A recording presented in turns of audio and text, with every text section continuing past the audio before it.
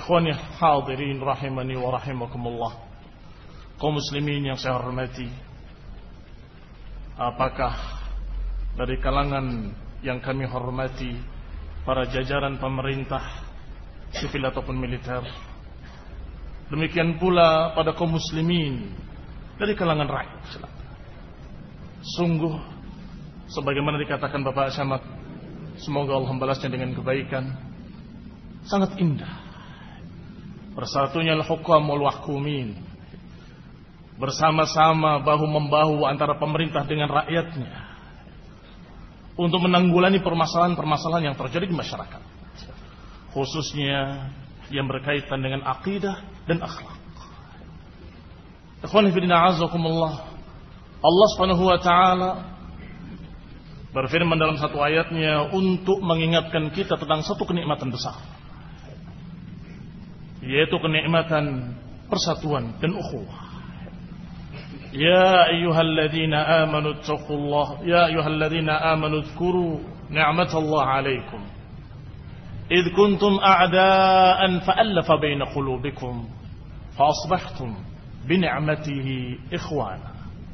Kata Allah, wahai orang-orang yang beriman, ingatlah nikmat Allah atas kalian yang kalian dulunya berpecah belah, a'daan, bermusuh-musuhan, fa'alafa baina qulubikum, kemudian Allah satukan kalian, kata Allah, fa asbahtum bi ni'matihi ikhwana, maka dengan kenikmatan dari Allah kalian menjadi bersaudara.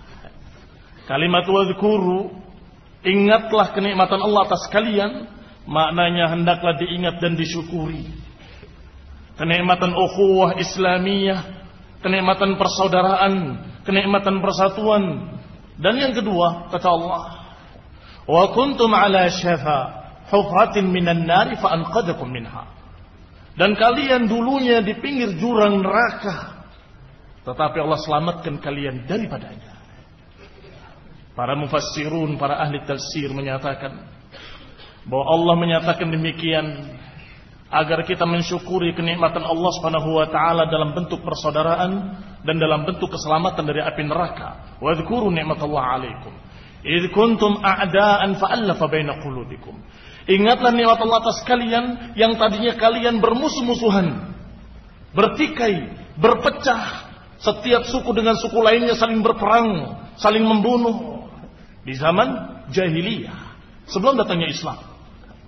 Tetapi dengan datangnya Islam, fa asbahtum bi ni'matihi ikhwana. Dengan datangnya Islam kalian menjadi bersaudara, kalian menjadi bersatu, kalian menjadi orang-orang yang hatinya rukun. Allafa baina qulubihim. Yang kata Allah dalam ayat lain, "Lau anfaqta ma fil ardi jami'an ma allafta baina qulubihim." Kata Allah, kalaupun engkau mengeluarkan infak, mengeluarkan modal seluruh apa yang ada di muka bumi ini, ma allafta baina qulubihim, engkau tidak akan bisa menyatukan hati-hati mereka. Dengan harta dunia tidak bisa, dengan seluruh harta yang ada di muka bumi ini tidak akan bisa. Walakinallaha allafa bainahum, tapi Allah lah yang menyatukan mereka. Artinya persatuan dan persaudaraan tadi tidak bisa dibeli dengan harta, tetapi pemberian dari Allah Subhanahu wa taala kepada kita kaum muslimin dengan ajaran Allah yang dibawakan oleh Rasulullah sallallahu alaihi wa ala alihi wasallam. Allah turunkan Al-Qur'an, Allah utus seorang rasul yang mulia, khatamun nabiyyin, penutup para nabi.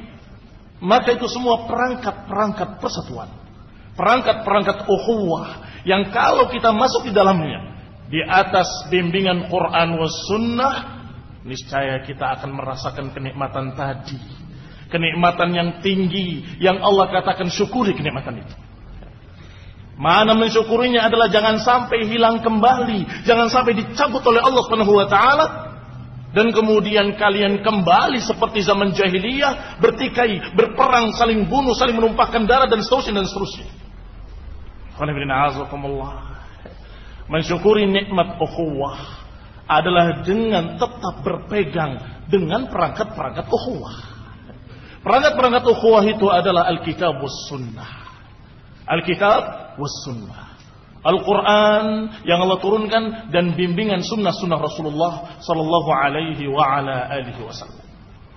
Tetapi ikhwani fillah azakumullah kaum muslimin yang saya hormati, sunnatullah sudah satu sunnatullah di alam ini. Allah sudah ciptakan demikian, setiap nabi punya musuh.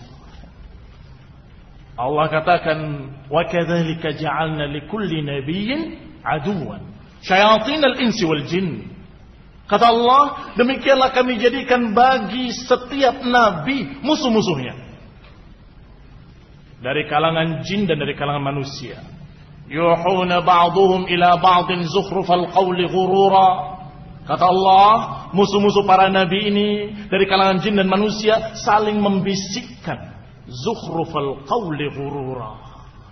Saling membisikkan ucapan-ucapan tipuan yang disebut oleh Allah dengan zukhrufal qawli ghurura, rangkaian kata-kata yang indah tetapi menipu, rangkaian kata-kata yang indah tapi menyesatkan. Hati-hati, kita harus waspada dalam menjaga ukhuwah Islamiyah. Kita harus waspada dari musuh-musuh yang Allah sudah katakan, wa kadzalika ja'alna likulli nabiyyin aduwwa syayatin, yaitu syaitan-syaitan dari kalangan jin wal ins, dari kalangan jin dan dari kalangan manusia yang selalu menyampaikan, mempropagandakan, mengajarkan berbagai macam kesesatan-kesesatan, namun dibungkus dengan kata-kata yang indah, dengan kata-kata yang menipu, yaitu zukhrufal qawli ghurur. Bisa dibayangkan ketika umat yang tadinya satu di bawah bimbingan Rasulullah SAW langsung, yaitu para sahabat, tetapi dengan munculnya kesesatan-kesesatan yang muncul di kala itu, setelah Rasul wafat, setelah Abu Bakar Siddiq wafat, setelah Umar wafat, setelah itu muncul fitnah-fitnah, yaitu yang pertama dari kesesatan Syiah Rafidhah dan kesesatan Khawarij. Ini dua kelompok sesat yang pertama muncul dalam sejarah Islam. Setelah itu berpecahlah kaum muslimin menjadi sekian kelompok. Ada kelompok yang masih tetap bersama para sahabat dan mengikuti bimbingan Rasulullah SAW, dan ada kelompok yang membuat ajaran baru, yaitu ajaran dari seorang tokoh Yahudi yang bernama Abdullah bin Saba. Abdullah bin Saba al-Yahudi adalah satu grup dengan Yahudi yang membunuh Umar bin Khattab radhiyallahu taala anhu. Dan mulai dia memakai politik belah bambu. Para sahabat bagaimana supaya pecah persatuannya, bagaimana supaya terjadi perpecahan di kalangan kaum muslimin. Maka dia pakai politik tadi, yang satu diinjak, yang lain diangkat, maka pecahlah bambu tersebut. Yang diinjak dan yang diangkat semuanya para sahabat, dengan berpura-pura pencinta Ahlul Bait, dengan berpura-pura bahwa mereka mengangkat Ali bin Abi Thalib dan juga anaknya Hasanul Husain dan cucunya dan seterusnya. Kemudian mereka menyatakan dengan kalimat caci makian kepada para sahabat-sahabat yang lain, Abu Bakar wa Umar wa Utsman khususnya, dan yang lainnya. Maka terjadilah perpecahan. Tetapi para sahabat selalu mengingatkan tentang kesesatan mereka.